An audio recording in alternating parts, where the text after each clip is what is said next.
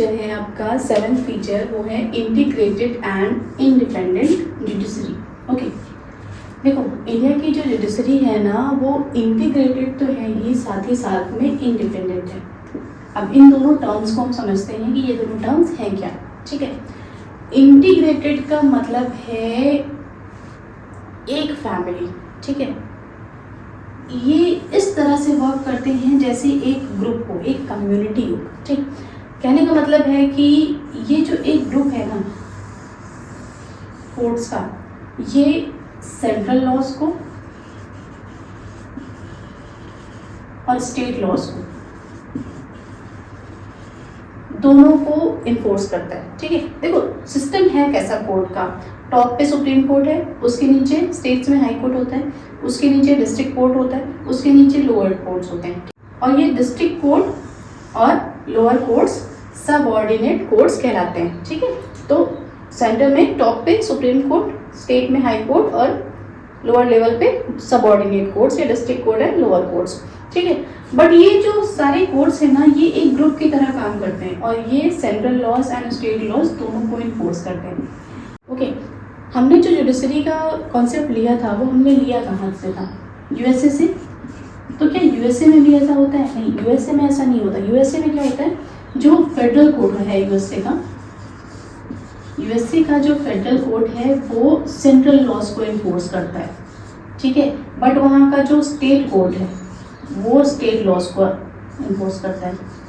ठीक है, तो इंडिया में ऐसा नहीं है। इंडिया में ये सारा ना एक ग्रुप की तरह काम करता है, एक फैमिली की तरह काम करता है। ठीक है, अब जैसे इसको एक एग्जांपल के तौर पे लेते हैं, जैसे इंदिरा गांधी जब पीएम थी उस टाइम पे उनके कुछ इश्यूज आ गए थे इलेक्शंस को लेके। ठीक है, उनका फेयर इलेक्शन नहीं हुआ था, तो इलाहाबाद हाई कोर्ट में उनका केस चल रहा था। ठीक है, अब यहाँ पे ये देखिए पीएम है, इंदिरा गांधी पीएम थी। ठीक है, तो चीज़ें यहाँ पे क्या होनी चाहिए थी, अगर हम यूएसए का सिस्टम लें तो उस हिसाब से तो सुप्रीम कोर्ट में मामला जाना चाहिए था, है ना, डायरेक्ट उसी को ये सारा डील करना चाहिए था, बट ऐसा नहीं हुआ। उनका केस इलाहाबाद हाई कोर्ट में चल रहा था और इलाहाबाद हाई कोर्ट से ही जजमेंट आया हुआ था कि वो अब एमपी नहीं रह जाएंगी। ठीक है, तो अब वो एमपी ना रह जाती तो सिंपल सी बात है 6 महीने के बाद वो पीएम भी ना रह जाती, तो इसलिए इमरजेंसी वगैरह आ गई थी। खैर वो बात का इशू है। तो यहाँ पे ये चीज़ें हैं ना कि जो डिफरेंट कोर्ट्स हैं वो एक ग्रुप की तरह काम कर रहे हैं, एक फैमिली की तरह काम कर रहे हैं। ठीक है, और वो चाहे वो सेंट्रल लॉज हो चाहे स्टेट लॉज हो, दोनों को इन्फोर्स कर सकते हैं। हाई कोर्ट सेंट्रल लॉज को भी इन्फोर्स कर सकता है, स्टेट लॉज को भी इन्फोर्स कर सकता है। ठीक है, ऐसा नहीं है कि हाई कोर्ट स्टेट का है तो सिर्फ स्टेट के लॉज को ही इन्फोर्स करेगा। ठीक, ये एक हायरार्की है। क्यों? क्योंकि जैसे मान लीजिए आप लोअर कोर्ट गए, वहाँ पे सुनवाई नहीं हुई तो डिस्ट्रिक्ट कोर्ट चले गए, वहाँ पे सुनवाई नहीं हुई तो हाई कोर्ट चले गए, वहाँ पे सुनवाई नहीं हुई तो सुप्रीम कोर्ट चले गए। तो ये हाईएस्ट कोर्ट है अपील का, है ना, कि आप इस लेवल तक जा सकते हो अपील करते करते। ठीक है, बट इसका मतलब ये नहीं है कि ये एक पर्टिकुलर केसेस को ही सुनेंगे, ये एक पर्टिकुलर केसेस को ही सुनेंगे। ये सेंट्रल लॉज हो या स्टेट लॉज हो, दोनों को एक ग्रुप के तौर पे इन्फोर्स करता है।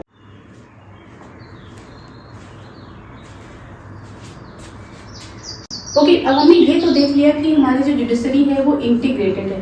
ठीक है, बट वो इंडिपेंडेंट भी है। तो अब हम इसको देखेंगे। ठीक, देखो सुप्रीम कोर्ट जो है ना वो फेडरल कोर्ट है। फेडरल कोर्ट का मतलब है ये संघ का कोर्ट है, ये यूनियन का कोर्ट है, ये टॉप लेवल का कोर्ट है। ठीक है, ये हाईएस्ट कोर्ट है अपील का। मतलब ये है कि अगर आपकी किसी केस की सुनवाई सबऑर्डिनेट कोर्ट्स में नहीं हो रही है तो आप हाई कोर्ट जा सकते हो, हाई कोर्ट में नहीं हो रही है तो आप सुप्रीम कोर्ट जा सकते हो। मतलब ये हाईएस्ट कोर्ट है अपील करने के लिए। ठीक है, ये गारंटर भी है फंडामेंटल राइट्स का सिटीजन्स के। कैसे? आर्टिकल 32 हमें ये राइट्स देता है कि अगर हमारे फंडामेंटल राइट्स का वायलेशन हो रहा है तो हम डायरेक्ट सुप्रीम कोर्ट जा सकते हैं। तो कहने का मतलब ये है कि सुप्रीम कोर्ट हमें या हमारे सिटीजन्स को फंडामेंटल राइट्स की गारंटी देता है। गारंटी कैसे देगा? पावर से। क्यों? वो पावर किसने दे रखी है सुप्रीम कोर्ट को? कॉन्स्टिट्यूशन ने। ठीक है, according to article 32। Okay, next ये गार्जियन भी है कॉन्स्टिट्यूशन का। ठीक है, देखो सुप्रीम कोर्ट काम कैसे करता है, ये कोर्ट काम कैसे करता है कॉन्स्टिट्यूशन के हिसाब से। ठीक है, तो कॉन्स्टिट्यूशन में जो लिखा है, संविधान में जो लिखा है उसको प्रोटेक्ट करने का काम किसका है? सुप्रीम कोर्ट का। अगर कॉन्स्टिट्यूशन के अकॉर्डिंग गवर्नमेंट नहीं काम करेगी, कॉन्स्टिट्यूशन के अकॉर्डिंग अगर लेजिस्लेशन नहीं काम कर रहा है, एग्जीक्यूटिव नहीं काम कर रही है, तो उसको पनिश करने का काम या चेक्स एंड बैलेंसेस रखने का काम लेजिस्लेचर के लिए, एग्जीक्यूटिव के लिए, ये किसका काम है? सुप्रीम कोर्ट का। ठीक है, तो हम कह सकते हैं ना कि कॉन्स्टिट्यूशन का गार्जियन भी यही है, सुप्रीम कोर्ट ही है। क्यों? क्योंकि सुप्रीम कोर्ट ही इसको प्रोटेक्ट करता है। इसमें जो लिखा गया है वो सिर्फ लिखा ही ना रह जाए, ठीक है, उस पर वर्क भी होना चाहिए। तो ये काम किसका है? ये काम सुप्रीम कोर्ट का है। ठीक, अब ये देखो इतनी सारी चीज़ें हैं, इतनी सारी आपने जिम्मेदारियाँ दे रखी हैं कोर्ट को, सुप्रीम कोर्ट को कह लीजिए, या ऑल ओवर आपने कोर्ट को ही इतनी सारी जिम्मेदारियाँ दे रखी हैं, तो क्या इनकी इंडिपेंडेंस को इंश्योर करना हमारा काम नहीं है? इनकी इंडिपेंडेंस बनी रहे, ये स्वतंत्र रहें, ये भी तो ज़रूरी है। अब सोच कर देखिए कि इनको हम इंडिपेंडेंस ना प्रोवाइड करें, हम कोर्ट्स को इंडिपेंडेंस ना प्रोवाइड करें, तो क्या कोर्ट इतनी सारी जिम्मेदारियाँ उठा सकता है? कभी नहीं। अगर मान लीजिए कोर्ट इंडिपेंडेंट नहीं है तो हो सकता है कि उसको गवर्नमेंट के दबाव में काम करना पड़े, हाई चांसेस होंगे।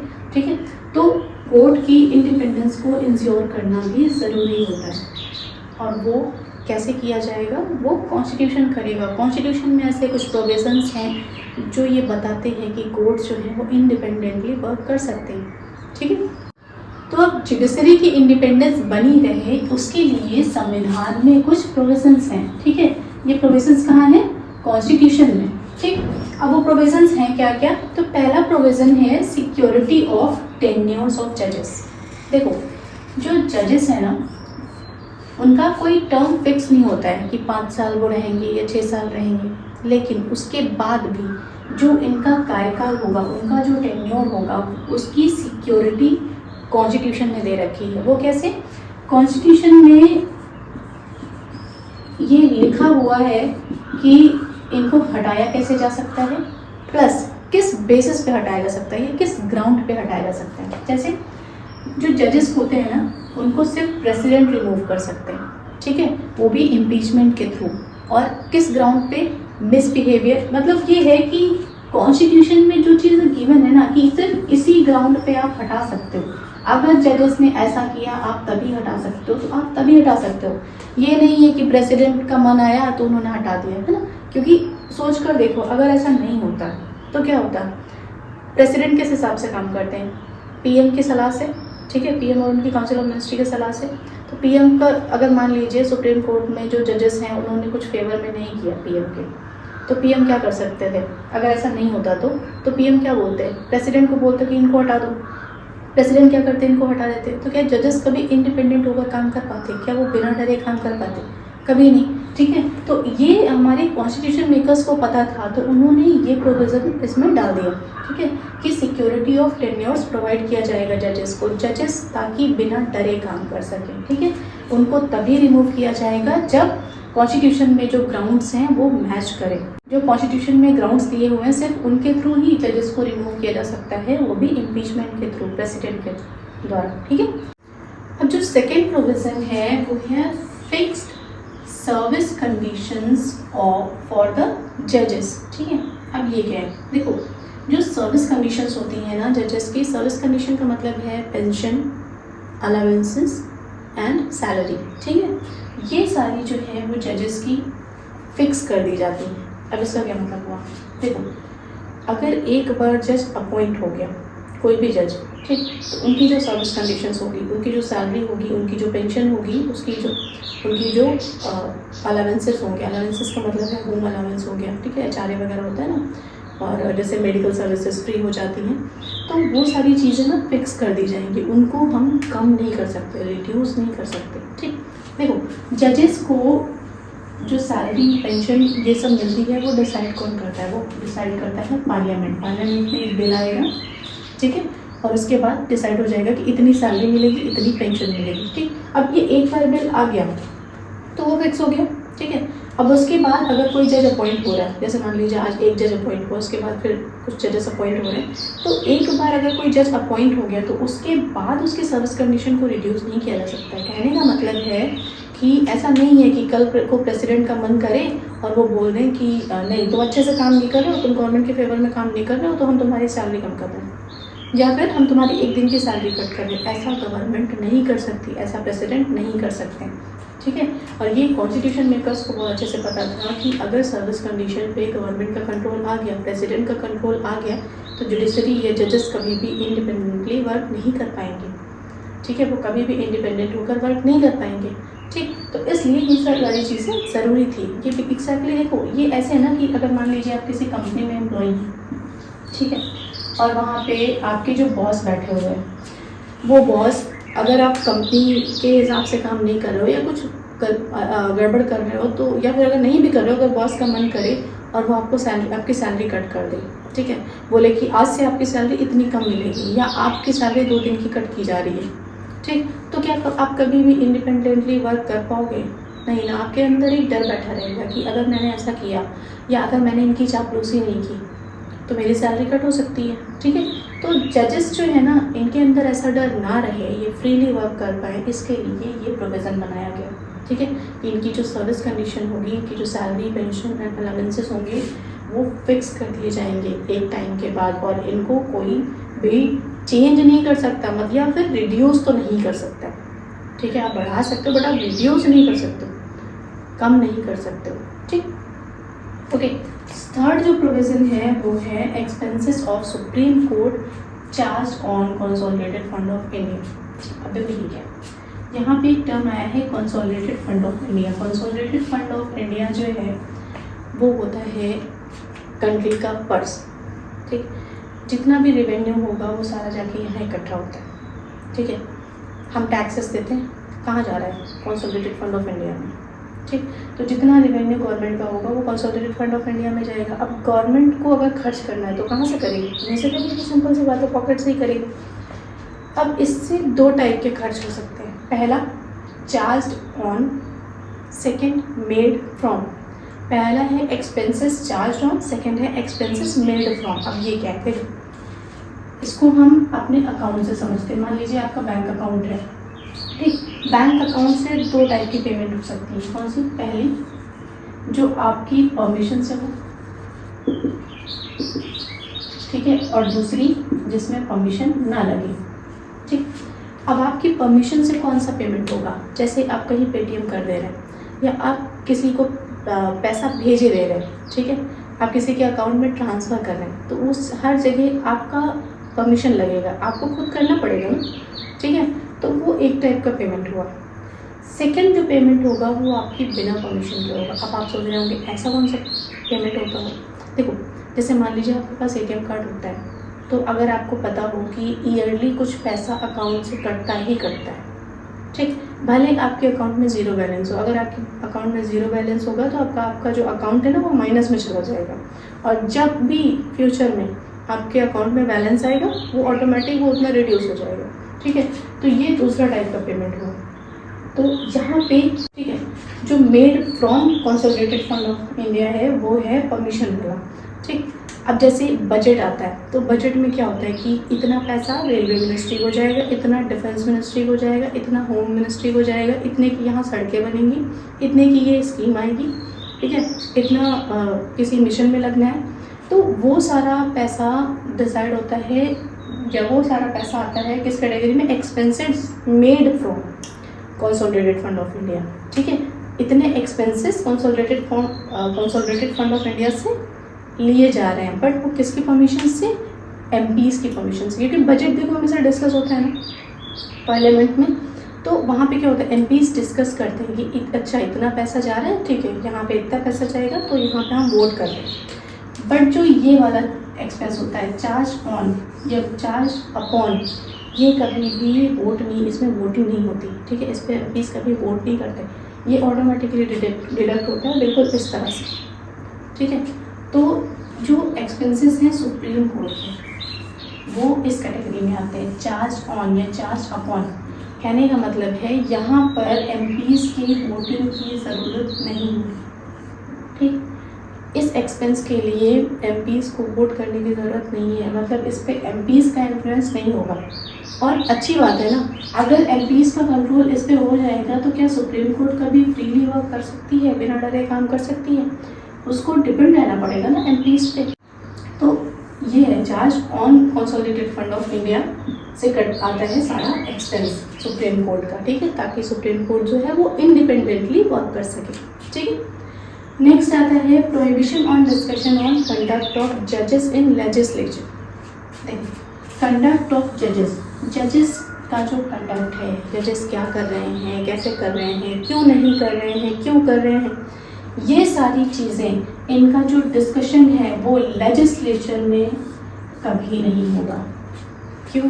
देखो, जो पार्लियामेंट है, पार्लियामेंट में क्या होता है, जो एमपीज़ बैठे होते हैं, आपको पता हो अगर कि वैसे ही सब्जी मंडी बना के रखते हैं, इनके ऊपर पेपर फेंक रहे हैं, है ना, इनको गालियाँ दे रहे हैं, मतलब गालियाँ डायरेक्टली नहीं, कुछ ना कुछ होता ही रहता है ना, इनको कोस रहे हैं, इनको कुछ कह रहे हैं, उनको कुछ कह रहे हैं। तो अगर जजेस के बारे में भी वहाँ पे बातें होने लगी तो जुडिशरी की कोई इज्जत रह जाएगी? नहीं रह जाएगी। ठीक है, तो संविधान, जो हमारे कॉन्स्टिट्यूशन मेकर्स थे, उनको ये पता था कि अगर जो जजेस का कंडक्ट है वो लेजिस्लेचर में डिस्कस होने लगा ना, तो कोई इंडिपेंडेंस नहीं रह जाएगी, ये लोग फ्रीली काम नहीं कर पाएंगे, यहाँ पे इंसल्ट होगी। ठीक है, जजेस की भी, जुडिशरी की भी। तो इसलिए इस चीज़ को डिनाई कर दिया गया है, इस चीज़ को रोक दिया गया। ठीक, कि जो भी जजेस हैं उनके कंडक्ट को कभी भी लेजिस्लेचर में डिस्कस नहीं किया जाएगा। हाँ, बस एक टाइम ऐसा आता है, ऐसा होता है, पर वो टाइम होता है इम्पीचमेंट का। इम्पीचमेंट मतलब रिमूवल, जब जजेस को रिमूव किया जाता है, तो क्योंकि जजेस को रिमूव करने का प्रोसेस ही वैसा होता है कि डिस्कशन चाहिए पार्लियामेंट में, वहाँ पे वोटिंग होती है, तो उसके लिए तो वो करना पड़ेगा। बट अदरवाइज ऐसा कुछ नहीं होगा। ठीक है, कोई भी कंडक्ट जो है जजेस का वो डिस्कस नहीं होगा लेजिस्लेचर में। ठीक है, तो उस पर प्रोहिबिशन लग जाता है। तो ये फोर्थ प्रोविजन है। ठीक है, अब जो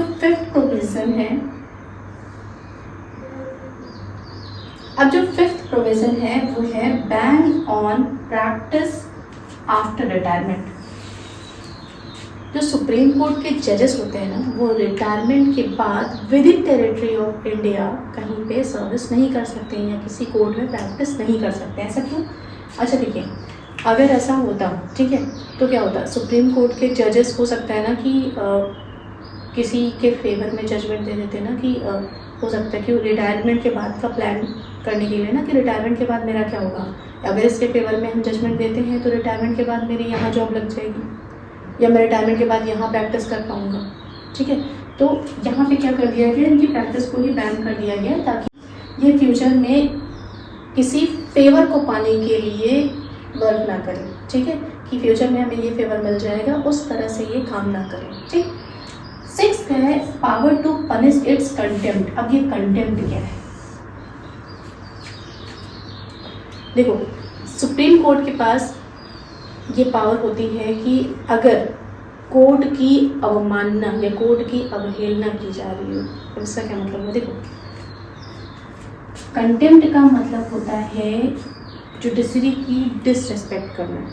ठीक है, कोर्ट की डिसरिस्पेक्ट करना या डिसओबीडियंट हो जाना टुवर्ड्स जुडिशरी या टुवर्ड्स सुप्रीम कोर्ट। ठीक, तो अगर आप ऐसा करते हो, अगर आप जुडिशरी की, या स्पेशली यहाँ पे high court and supreme court है, उसके पास ऐसी पावर होती है, अगर आप जुडिशरी की डिसरिस्पेक्ट करते हो, अगर आप जुडिशरी की के टुवर्ड्स डिसओबीडियंट हो जाते हो, या फिर उसकी जो प्रोसीडिंग्स चल रही हैं उसमें आप कुछ इंटरफेयर करते हो, जैसे कोई एविडेंस है उसको डिस्ट्रॉय करने की कोशिश करते हो, तो इन सब में ना कंटेम्प्ट लग जाता है। ठीक है, कंटेम्प्ट का मतलब है कि अगर आप ऐसा कर रहे हो तो सुप्रीम कोर्ट और हाई कोर्ट के पास ये पावर है कि वो आपको पनिश कर सकता है। अब एक ट्वीट है स्क्रीन पर, उसको देखिए आप। देखो, इस ट्वीट में है क्या? उस टाइम पे प्रशांत भूषण एक जज थे सुप्रीम कोर्ट के, और एस.ए. बोबड़े जी थे सीजेआई सुप्रीम कोर्ट के। ठीक है, तो कोविड का टाइम चल रहा था। जो एस.ए. बोबड़े थे वो क्योंकि सुप्रीम कोर्ट छुट्टी पे चल रहा था, लॉकडाउन लगा हुआ था हर जगह, सुबह से रात है, तो कुछ खुला नहीं था, ओपन नहीं था। तो उस टाइम पे एस.ए. बोबड़े जी जो थे वो बीजेपी के एक लीडर थे। नागपुर में राजभवन जगह थी जहाँ पे वो 50 लाख की जो बाइक थी वो राइड कर रहे थे, और without any mask, without any helmet. तो प्रशांत भूषण जी ने ट्वीट कर दिया। ठीक है, और उस ट्वीट में लिखा कि इस टाइम पे जब सुप्रीम कोर्ट में लॉकडाउन लगा रखा है, लोगों को उनके फंडामेंटल राइट्स नहीं मिल पा रहे हैं कि वो सुप्रीम कोर्ट में जाके जस्टिस ले पाए, और ये सीजेआई जी जो हैं वो क्या कर रहे हैं, वो without any helmet, without using any mask वो बाइक राइड कर रहे हैं। ठीक है, तो ये जो ट्वीट था ये कहीं ना कहीं कंटेम्प्ट था सुप्रीम कोर्ट के लिए, ठीक। सुप्रीम कोर्ट की कहीं ना कहीं डिसरिस्पेक्ट की जा रही थी, तो इसके लिए प्रशांत भूषण पे 1 रुपये का फाइन लगा हुआ है, ठीक है। ओके, तो ये प्रोविजन भी संविधान में दिया हुआ है कि power to punish contempt. 7th provision है separation of judiciary from executive. देखो अब ये क्या है, जुडिशरी और एग्जीक्यूटिव में सेपरेशन होता है। सेपरेशन का मतलब है जुडिशरी जो है वो इंडिपेंडेंट है, उस पर कभी भी एग्जीक्यूटिव का जो दबाव नहीं पड़ना चाहिए। ऐसा नहीं है कि जुडिशरी पीएम के हिसाब से काम कर रही है, प्रेसिडेंट के हिसाब से काम कर रही है, इसलिए एक सेपरेशन रखा गया है, ठीक है, कि जुडिशरी जो है वो इंडिपेंडेंटली वर्क कर पाए, प्रेसिडेंट या पीएम का कोई प्रेशर नहीं होना चाहिए। जजेस का अपॉइंटमेंट जो होता है वो भी ऐसा प्रोसीजर है उसका कि वो इंडिपेंडेंट रहें, ठीक है, कुछ भी इनका ज़्यादा इंटरफेरेंस में ना रहे, रिवोक कर सकते हैं, लेकिन उसका भी प्रोविजन कॉन्स्टिट्यूशन में गिवन है। तो कहने का मतलब है कि जुडिशरी और एग्जीक्यूटिव में इतना सेपरेशन रखिए कि एग्जीक्यूटिव का प्रेशर जुडिशरी पे ना पड़े, जुडिशरी इंडिपेंडेंटली वर्क कर पाए, ठीक है। चलिए, आई थिंक आपको ये चीज़ें क्लियर हो गई होंगी, ठीक है। और अगर आपको कुछ समझ में आता है थोड़ा सा तो आप प्लीज़ कमेंट करके बता दिया करिए, मुझे थोड़ा सा मोटिवेशन मिलता है, ठीक है। चलिए, थैंक यू।